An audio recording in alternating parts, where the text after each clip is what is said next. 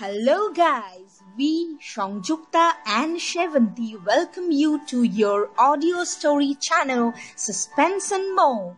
For regular updates, click the red subscribe button below and share your opinion in the comment box. And also let us know your favorite story so we can read it to you. Enjoy the story today. Happy listening.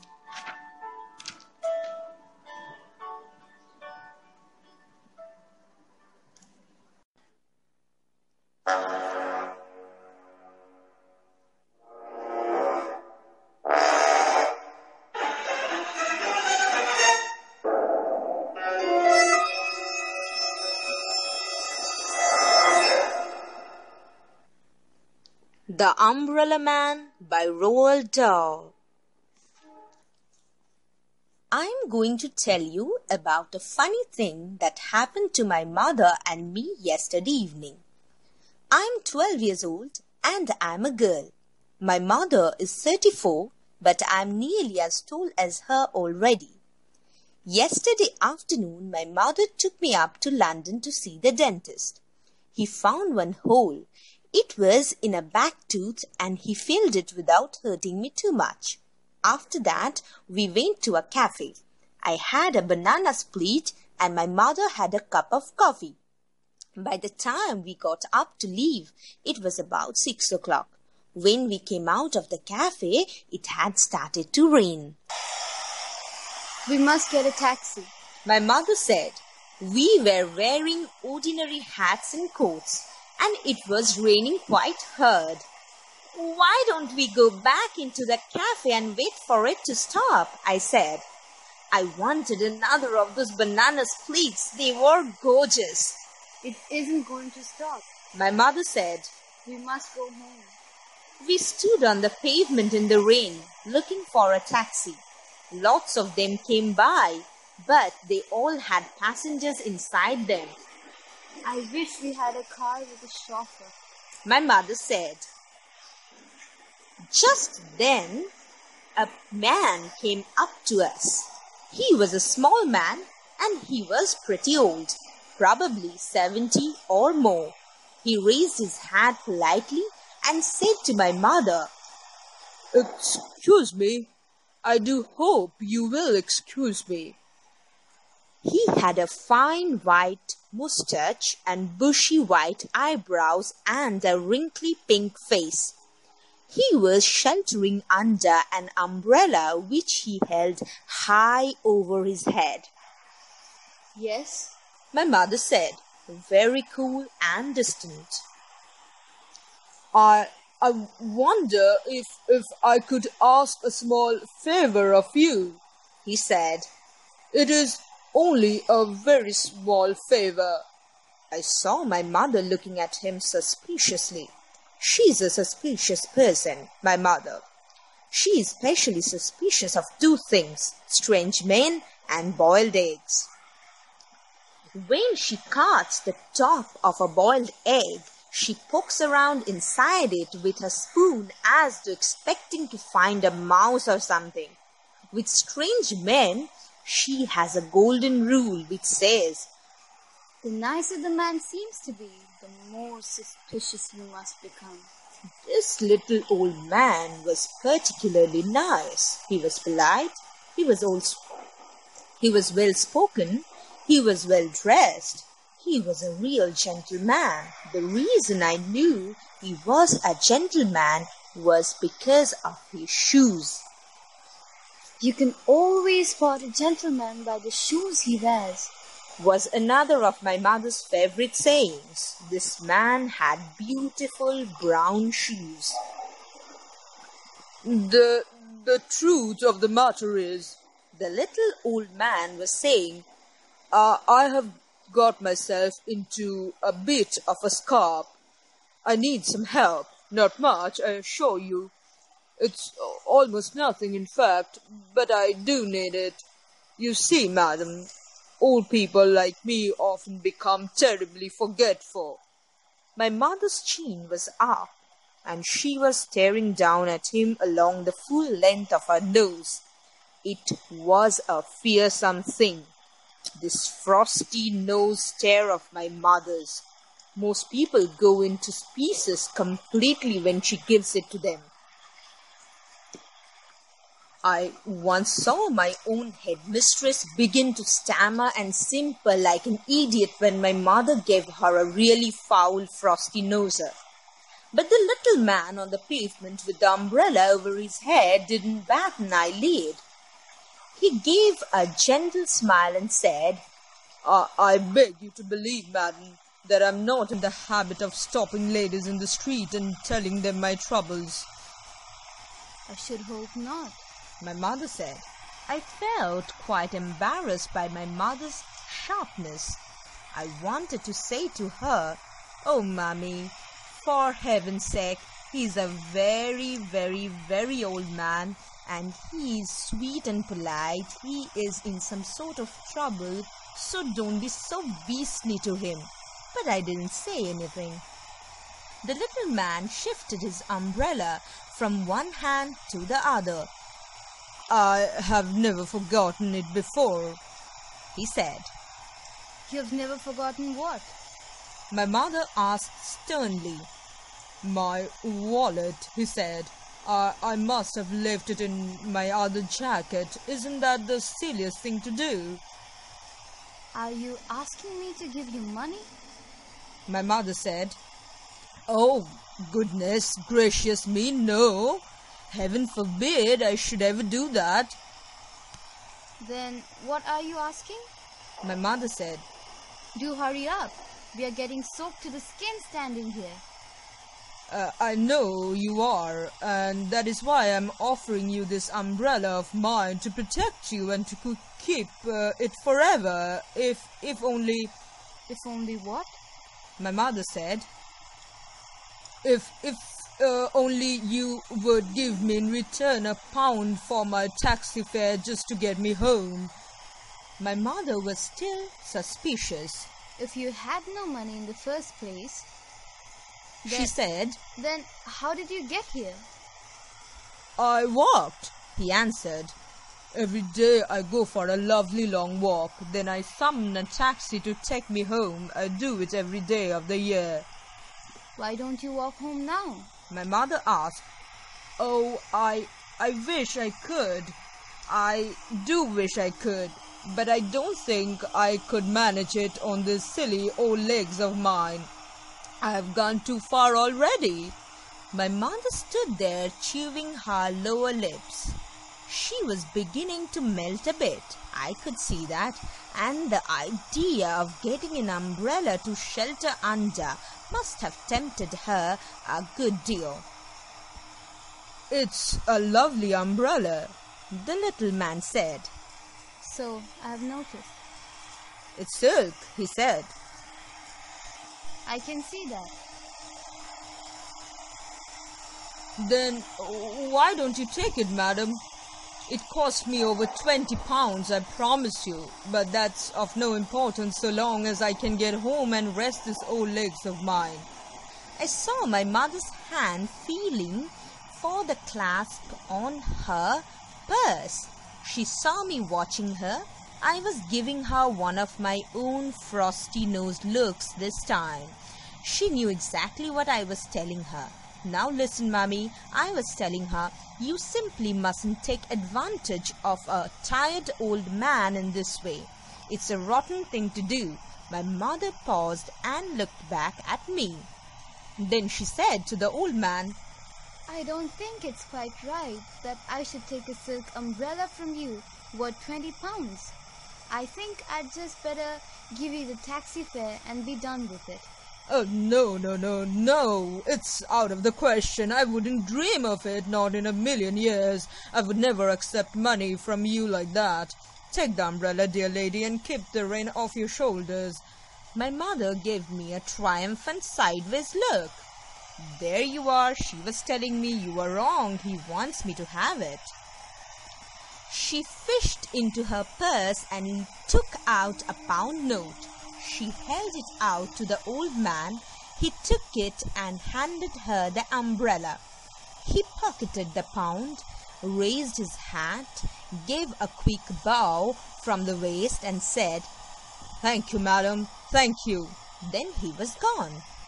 Come under here and keep dry, darling. My mother said. Aren't we lucky? I've never had a silk umbrella before. I couldn't afford it. "Why were you so horrid to him in the beginning?" I asked. I wanted to satisfy myself he wasn't a trickster. She said. And I did. He was a gentleman.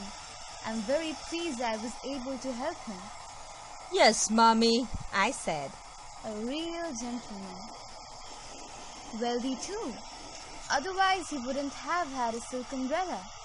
I shouldn't be surprised if he isn't a titled person. Sir Harry Goldsworthy or something like that. "Yes, Mummy. This will be a good lesson to you.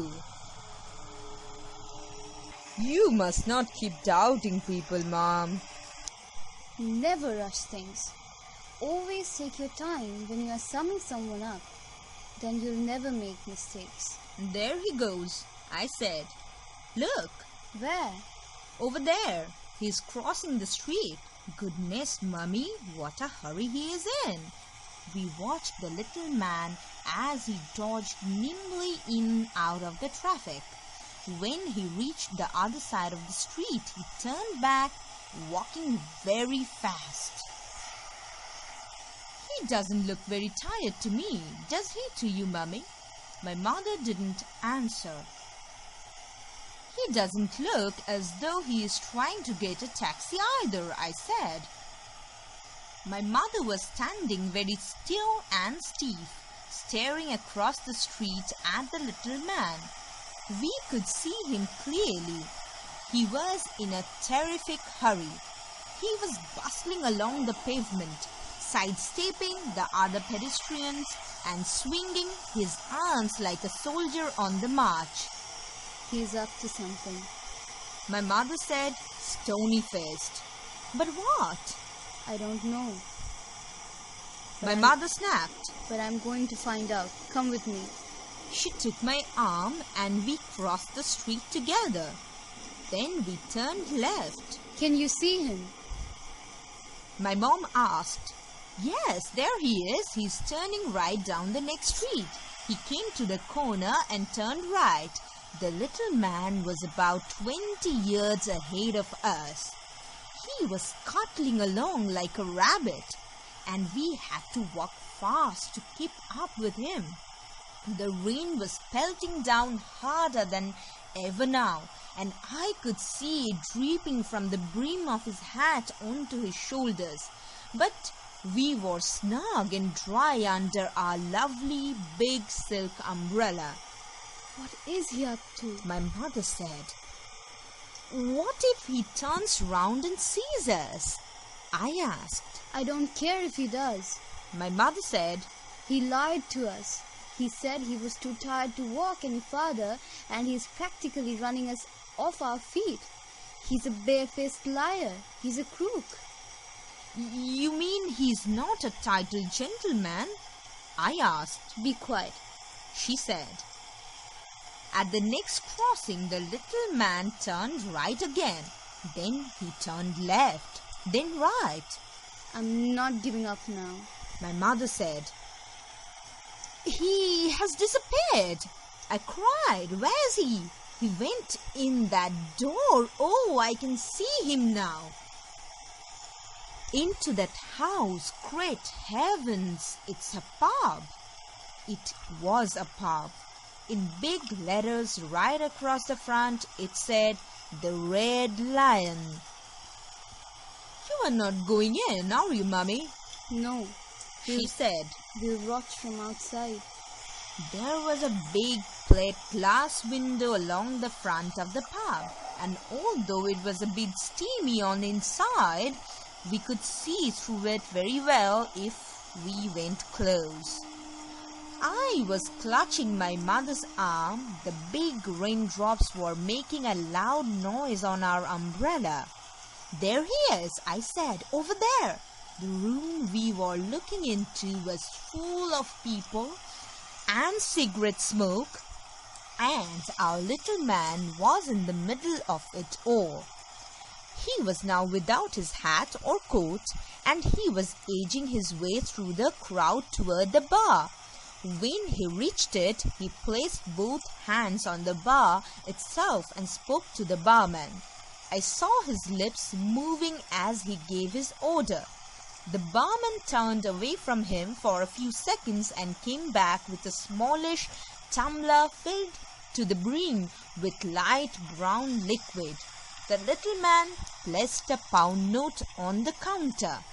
"That's my pound," my mother hissed. "By golly, he's got a nerve." "What's in the glass?" I asked. "Whiskey," my mother said. "Neat whiskey." The barman didn't give him any change from the pound. "That must be a treble whiskey," my mother said. "What a treble?" I asked.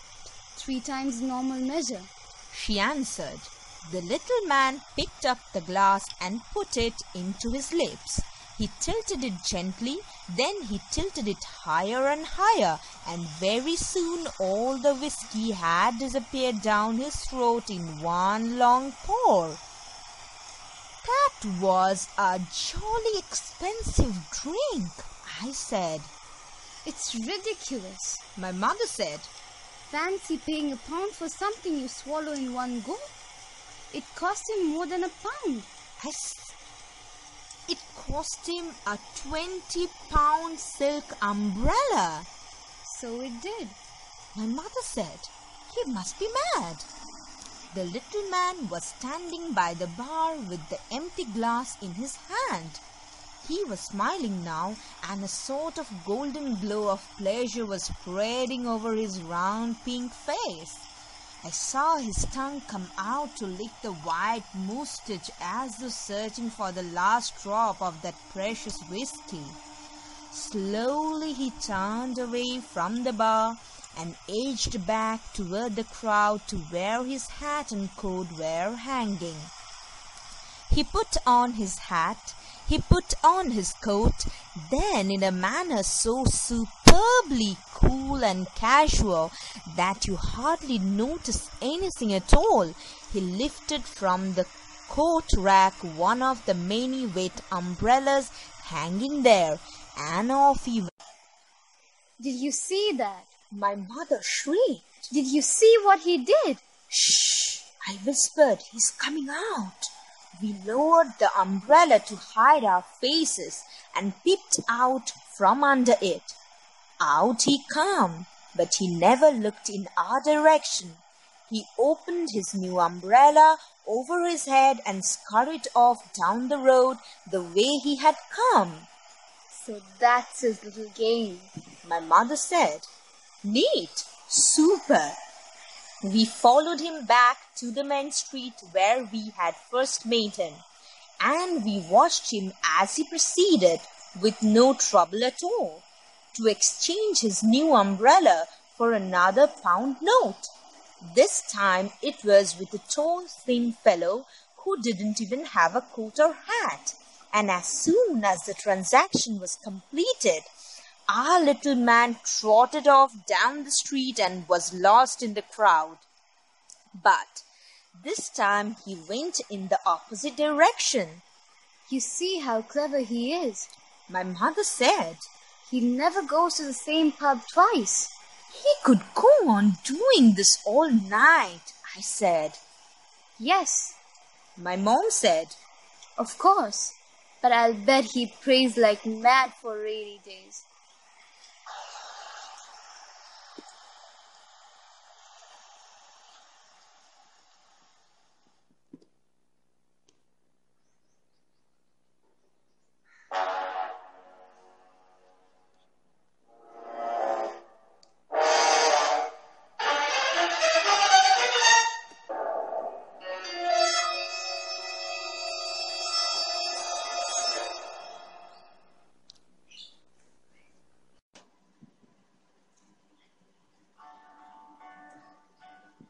Hello guys, we Shangjukta and Shevanti welcome you to your audio story channel Suspense and More. For regular updates, click the red subscribe button below and share your opinion.